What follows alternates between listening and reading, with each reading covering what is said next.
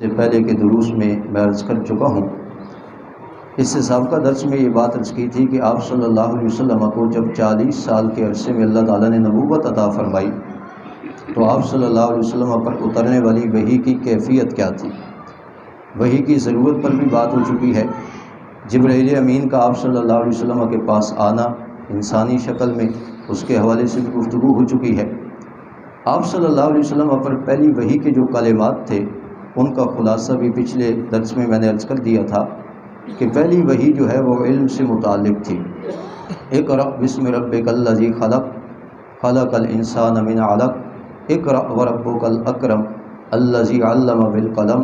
علم الانسان ما لم یعلم۔ دین کی علم کی افادیت اسی وحی سے واضح ہوتی ہے۔ آپ صلی اللہ علیہ وسلم پر اترنے والی وحی سے امت محمدیہ کو یہ درس اور سبق ملتا ہے کہ پہلی اترنے والی وحی اگر علم سے متعلق ہے تو ہمیں بھی دین کے علم میں دلچسپی دکھانی چاہیے۔ دین کا علم اس قدر حاصل کرنا ضروری ہے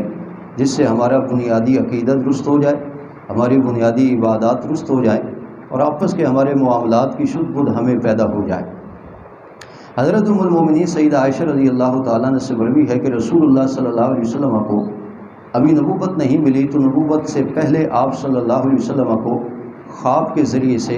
نبوت کی طرف اشارہ ملتا۔ آپ صلی اللہ علیہ وسلم کو خواب دیکھتے، آئندہ صبح وہ خواب سچا ہو جاتا۔ اور یہ بات ذہن میں ڈال لیجئے کہ انبیاء کرام ان کا نبوت سے پہلے زمانے میں دیکھا جانے والا خواب بھی سچا ہوتا ہے اور نبوت کے بعد دیکھے جانے والا خواب بھی سچا ہوتا ہے۔ آپ صلی اللہ علیہ وسلم کی نبوت و رسالت کا گویا کہ آغاز ایسے ہی سچے خوابوں سے ہوا، اور اس کے ساتھ ساتھ رسول اللہ صلی اللہ علیہ وسلم کے دل میں خیر کی باتوں کا الہام کیا جانے لگا۔ یہ الہام اللہ تعالیٰ کی طرف سے خیر کی باتوں کا جو بندے کے دل میں ہوتا ہے، اس سے بھی اشارت آپ صلی اللہ علیہ وسلم کی نبوت و رسالت کی طرف تھا۔ اور تیسری بات کہ رسول اللہ صلی اللہ علیہ وسلم فرماتے ہیں کہ میرے دل میں خلوت اور تنہائی کی محبت پیدا کر دی گئی۔ اس کے حوالے سے میں نے یہ بات عرض کی تھی کہ انسان جس ماحول میں رہتا ہے اس ماحول سے نکل کر وہ خلوت اور تنہائی میں آ کر اپنے پروردگار سے تعلق قائم کرے، اپنے پروردگار کو یاد کرے، اپنے پروردگار سے مناجات اور راز و نیاز کی باتیں کریں تو انسان کے دل پہ چڑھنے والا زنگ جو ہے وہ اتر جاتا ہے۔ یہی وجہ ہے کہ علماء کرام کہتے ہیں کہ انسان جب نماز کے لیے آئے تو نماز میں آنے سے پہلے وہ اس چیز کا اہتمام کرے کہ میں کچھ وقت با جماعت نماز سے پہلے مسجد میں پہنچ جاؤں، کیونکہ اس سے پہلے میں آلودہ ماحول میں ہوں، اور جب میں کچھ دیر با جماعت نماز سے پہلے مسجد میں پہنچوں گا اس میں میں ذکر و اذکار کروں، قرآن کریم کی تلاوت کروں، اپنے پروردگار کا نام لوں، تاکہ وہ جو آلودہ ماحول میرے ذہن میں ہے وہ ختم ہو جائے اور مجھے اس چیز کا یقینی تصور پیدا ہو جائے کہ میں ابھی اپنے پروردگار سے ملاقات کرنے والا ہوں۔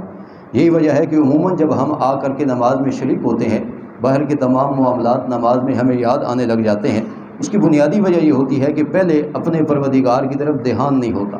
اور بندہ کچھ وقت پہلے آ کر جب ذکر و اذکار کرتا ہے، رب کا نام لیتا ہے، اپنے رب کی طرف متوجہ ہوتا ہے تو امام کے اللہ اکبر کہنے کے ساتھ ہی بندے کے دل پر اللہ تعالیٰ کے نام کی عظمت چھا جاتی، اور بندے کو ایک خیال تازہ ہو جاتا ہے کہ میں اپنے پروردگار کے روبرو کھڑا ہوں اور کن آداب کے ساتھ مجھے یہ عبادت بجا لانی چاہیے۔ تو رسول اللہ صلی اللہ علیہ وسلم کے دل میں بھی تنہائی اور خلوت کی محبت پیدا کر دی گئی۔ آپ غار حرا میں تشریف لے جاتے تھے اور رسول اللہ صلی اللہ علیہ وسلم کے پاس یہیں جبرائیل امین تشریف لائے اور انہیں وحی کے کلمات سنائے۔ آپ صلی اللہ علیہ وسلم پر اس وحی کی اتنی ہیبت طاری ہوئی کہ آپ صلی اللہ علیہ وسلم کپ کپاتے ہوئے گھر تشریف لائے اور آپ نے حضرت ام المومنین سیدہ خدیجۃ الکبریٰ کو فرمایا، زمبلونی، مجھے کمبل اوڑھاؤ، انی خشیت علی نفسی، مجھے اپنی جان کا اندیشہ ہے۔ میں نے پچھلے درس میں یہ بات عرض کی تھی کہ قرآن کریم کو سورہ مزمل میں قول ثقیل کہا گیا ہے، بڑی عظمت و ہیبت والا کلام ہے، اور آپ صلی اللہ علیہ وسلم کے قلب منور پر اترا۔ یہ آپ صلی اللہ علیہ وسلم کے دل کا اعزاز ہے کہ جس قرآن کریم کی بابت اللہ تعالیٰ فرماتے ہیں ہم پہاڑوں پر اتارتے تو وہ بھی اس کی ہیبت کو برداشت نہ کر سکتے، وہی قرآن رسول عربی صلی اللہ علیہ وسلم کے دل پر اترا اور آپ کے دل نے اس کو محفوظ کیا، اور پھر اسی وساطت سے امت محمدیہ کو بھی اللہ تعالیٰ نے ایسے قلوب عطا فرمائے کہ یہ قرآن کریم انسانی قلوب میں سما جاتا ہے۔ چھوٹا سا بچہ ہے اس کے دل میں بھی قرآن کریم سما جاتا ہے۔ یہ قرآن کریم کا اعجاز اور قرآن کریم کا اعزاز ہے۔ آپ سے جب تشریف لائے تو آپ نے فرمایا انی خشیت علی نفسی، مجھے اپنی جان کا اندیشہ ہے۔ تو ام المومنین سیدہ خدیجۃ الکبریٰ نے آپ کو کمبل بھی اوڑھایا اور کچھ تسلی کے کلمات کہے۔ وہ تقریباً 5 کلمات ہیں۔ انک لتصل الرحم، کہا یا رسول اللہ آپ تو لوگوں سے صلہ رحمی کرنے والے ہیں۔ وتحمل الکلہ، آپ کمزوروں کا بوجھ اٹھانے والے ہیں۔ وتقسم المعدوم، اور اسی طریقے سے ناتواں لوگوں کے ساتھ آپ مالی تعاون کرنے والے ہیں۔ اور وتقرئ الضیف، آپ تو مہمانوں کی مہمان نوازی کرنے والے ہیں۔ اور 5ویں بات تعین علی نوائب الحق، آپ تو حق کی بات کی تائید کرنے والے ہیں۔ اور میں خدیجہ کا وجدان یہ کہتا ہے کہ جس بندے میں یہ خوبیاں ہوں کہ وہ صلہ رحمی کرے، مہمان نوازی کرے، لوگوں کا مالی تعاون کرے، حق کی بات کی تائید کرے، کلا واللہ ما یخزیک اللہ ابدا، اللہ ایسے بندے کو کبھی رسوا نہیں کرے گا۔ ام المومنین سیدہ خدیجۃ الکبریٰ کا آپ صلی اللہ علیہ وسلم کو یہ دلاسا دینا، اس سے ہماری ماؤں بہنوں کے لیے ایک بہترین سبق نکلتا ہے کہ ایسے موقع پر اپنے خامن کو دلاسا دینا ضروری ہے۔ اگر کسی پریشانی میں خدا نخواستہ کوئی مرد مبتلا ہے، وہ اپنے گھر میں آتا ہے اور اس کے جذبات اور احساسات کو مد نظر رکھتے ہوئے ہماری ماؤں بہنوں کو چاہیے کہ انہیں ایسے ہی تسلی کے کلمات کہیں جیسے رسول اللہ صلی اللہ علیہ وسلم کو حضرت خدیجہ نے تسلی کے کلمات کہے۔ اور یہ سب باتیں تب پیدا ہوگی جب دین کے ہم قریب آئیں گے، ہم صحابیات کی سیرت پڑھیں گے، گھروں میں صحابیات کی سیرت پڑھنے پڑھانے کا معمول ہوگا، تو اس سے ہماری ماؤں بہنوں کو بھی اس چیز کا سبق ملے گا کہ پریشانی کے موقع پر اپنے خامن کو کس طریقے سے دلاسا دیا جاتا ہے اور کس قدر اس کی پریشانی کو کم کیا جاتا ہے اور ہلکا کیا جاتا ہے، نہ کہ اس کی پریشانی میں اضافہ کیا جائے۔ تو حضرت سیدہ خدیجہ نے یہ کلمات تسلی کے کہے۔ اب یہ 5 وہ خوبیاں ہیں جو آپ صلی اللہ علیہ وسلم میں نبوت سے پہلے پائی جاتی تھی۔ صلہ رحمی کرنا، اب صلہ رحمی کی شریعت حکم دیتی ہے۔ آپ صلی اللہ علیہ وسلم نے نبوت کے بعد بھی اپنی زندگی میں صلہ رحمی سے متعلق بہت سارے فرامین جاری فرمائے۔ صلہ رحمی کا خلاصہ کیا ہے؟ صلہ رحمی کا خلاصہ یہ ہے کہ انسان جس معاشرے میں بستا ہے، اپنے قرب و جوار میں اس کے خونی رشتہ دار ہیں، دوسرے مسلمان بھائی ہیں،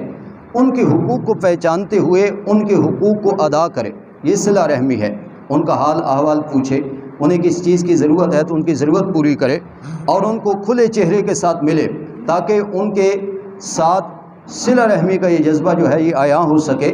یہ سب چیزیں صلہ رحمی میں آتی ہیں، ایک دوسرے کے حقوق کی نگہداشت کرنا، ایک دوسرے کی ضروریات کو پورا کرنا، ایک دوسرے کا حال احوال معلوم کرنا، یہ سب چیزیں صلہ رحمی میں آتی ہیں۔ شریعت اسی بات کی ترغیب دیتی ہے، قرآن بھی اسی بات پر انسان کو خوشخبری سناتا ہے۔ اور اگر صلہ رحمی کے بجائے کوئی قطع رحمی کرتا ہے، اپنے رشتہ داروں کے حقوق ادا نہیں کرتا، ان کا حال احوال معلوم نہیں کرتا، وقت پر ان کی مدد اور تعاون و نصرت نہیں کرتا، تو قرآن کریم نے ایسے لوگوں کے لیے وعید ذکر فرمائی ہے۔ رسول اللہ صلی اللہ علیہ وسلم کے فرامین سے بھی یہ بات واضح ہے۔ تو رسول اللہ صلی اللہ علیہ وسلم کی نبوت سے پہلے کی زندگی میں صلہ رحمی پائی جاتی تھی۔ یہ وہ 5 خوبیاں ہیں کہ جو اسلام آج مجھ میں بھی اور آپ میں بھی دیکھنا چاہتا ہے کہ ہم بھی رسول اللہ صلی اللہ علیہ وسلم کی تعلیمات کی روشنی میں ایک دوسرے کے ساتھ صلہ رحمی کرنے والے بنیں، ایک دوسرے کا حال معلوم کریں، ایک دوسرے کے ساتھ تعاون و نصرت کریں، ایک دوسرے کے حقوق ادا کریں۔ یہی وجہ ہے کہ شریعت نے ہر ایک کے حقوق بیان کر دیے، خامن کے حقوق، بیوی کے حقوق، والدین کے حقوق، اولاد کے حقوق۔ ان حقوق کو جاننے کے بعد جب ہم ان کو صحیح معنوں میں ادا کریں گے تو یہی صلہ رحمی ہے، اور اسی پر ثواب کا وعدہ بھی کیا گیا۔ اسی طرح رسول اللہ صلی اللہ علیہ وسلم مقروض کا قرض ادا فرماتے۔ شریعت مطہرہ میں اس بات کی طرف بھی ترغیب دی گئی ہے کہ اگر کسی آدمی کا ذاتی معاملہ ہے کسی کا قرض کا، تو اس کو چاہیے کہ وہ اس مقروض کو مہلت دے دے یا اس کو معاف کر دے، یا اگر کسی آدمی نے کسی اور آدمی کو قرض ادا کرنا ہے اور اس سے قرض خواہ جو ہے وہ سختی کے ساتھ مطالبہ کر رہا ہے، اور کسی کے علم میں آ گیا کہ فلاں آدمی مقروض ہے، اس نے فلاں موقع پر قرض ادا کرنا ہے، سیرت نبوی کا یہ بھی پیغام ہے کہ آدمی کے پاس اگر وسعت اور طاقت ہے تو اس کے ساتھ ضرور مالی تعاون کرے۔ اسی طریقے سے رسول اللہ کی یہ خوبی بھی بیان کی گئی کہ آپ مہمان نوازی کرنے والے۔ مہمان نوازی یہ بھی اخلاقی خوبی ہے، اور مہمان نوازی کا تعلق مال دولت اور سرمایہ کے ساتھ نہیں، مہمان نوازی کا تعلق دل کے ساتھ ہے۔ اگر آپ مہمان کی صحیح معنوں میں عزت و توقیر کرتے ہیں، مہمان کی محبت آپ کے دل میں موجود ہے، تو آپ بے شک اسے سادہ کھانا کھلا دیں، پانی کا ایک گلاس پلا دیں، تو یہ بھی مہمان نوازی ہے، بجائے اس کے کہ آپ اس کو اچھا کھانا کھلائیں مگر مہمان کی وقت آپ کے دل میں نہیں ہے۔ مہمان کے جانے کے بعد اگر آپ مہمان کا گلہ کرتے ہیں تو یہ مہمان نوازی نہیں ہے۔ مہمان نوازی یہ ہے کہ آپ کے دل میں اصل میں مہمان کی محبت کا جذبہ ہونا چاہیے، اور رسول اللہ صلی اللہ علیہ وسلم حق کی بات کی تائید کرنے والے تھے۔ اس سے یہ معلوم ہوتا ہے کہ ہمیں بھی ہمیشہ حق کا ساتھ دینا چاہیے، جہاں حق ہو اس کے ساتھ ڈٹ کر کے انسان کو کھڑا ہو جانا چاہیے، چاہے عقیدے کے معاملے میں ہو، چاہے عمل کے معاملے میں ہو، چاہے کسی اور اعتبار سے ہو۔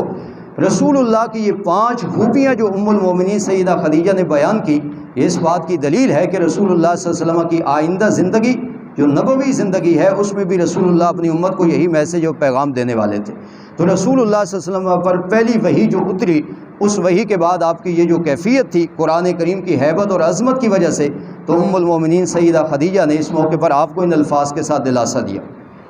آج کے اس درس کا خلاصہ اور اس پر عمل کرنے کا ایک بہترین موقع بھی ہمارے پاس موجود ہے۔ جیسا کہ آپ تمامی احباب اس بات سے تو باخبر ہی ہیں کہ ملک میں سیلابی آفت آئی ہوئی ہے۔ بہت سے ہمارے مسلمان بھائی اس سیلاب کی آفت کی وجہ سے متاثر ہوئے ہیں۔ گاہے بگاہے بہت ساری تنظیمیں، بہت ساری جماعتیں، بہت سارے لوگ اپنے اعتبار سے ان کے ساتھ مالی تعاون کر رہے ہیں۔ رسول اللہ صلی اللہ علیہ وسلم کی سیرت کا یہ سبق پڑھنے کے بعد ہمیں عمل کرنے کا ایک بہترین موقع میسر ہے کہ ہم بھی ایسے موقع پر اپنا حصہ ڈالیں۔ ہمارے شہر تلہ سے بھی علماء کرام کی سرپرستی میں تاجر حضرات وہاں ان علاقوں کا وزٹ کر کے آئے ہیں، وہاں کے حالات وہ اپنی آنکھوں سے دیکھ کر کے آئے ہیں، اور انہوں نے ساتھیوں کے تعاون کے ساتھ ان لوگوں کے ساتھ مالی تعاون کیا ہے۔